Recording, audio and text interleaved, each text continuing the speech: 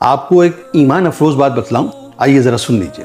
حضرت انس رضی اللہ تعالیٰ عنہ فرماتے ہیں رسول اللہ صلی اللہ علیہ وآلہ وسلم نے فرمایا کہ جس نے جمعے کے دن اور جمعے کی رات مجھ پر 100 مرتبہ درود پاک پڑھا، اللہ تبارک و تعالیٰ اس کی 100 حاجتیں پوری فرمائے گا، 70 آخرت کی حاجتوں میں سے اور 30 دنیا کی حاجتوں میں سے۔ اس کے بعد فرماتے ہیں کہ پھر اس درود پر اللہ تبارک و تعالیٰ ایک فرشتہ مقرر کرتا ہے، اور جو اس درود کو میری قبر میں مجھ پر اسی طرح پیش کرتا ہے جس طرح تم پر ہدیے پیش کیے جاتے ہیں۔ بے شک میرا علم میری وفات کے بعد بھی ایسا ہی ہے جیسا میرا علم میری حیات میں ہے۔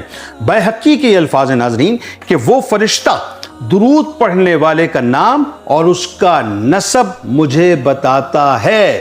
اس کا مطلب یہ ہوا صاحب کہ جب آپ درود پاک سرکار علیہ السلام کی بارگاہ میں پیش کرتے ہیں تو ایک تو یہ طے شدہ بات ہے کہ آپ کی 100 حاجتیں پوری ہوں گی، 70 آپ کی آخرت میں، 30 آپ کی دنیا میں۔ دوسری کمال بات یہ ہے کہ آپ کا درود آپ کے نسب کے ساتھ، یعنی آپ کی ولدیت کے ساتھ پیش کیا جاتا ہے۔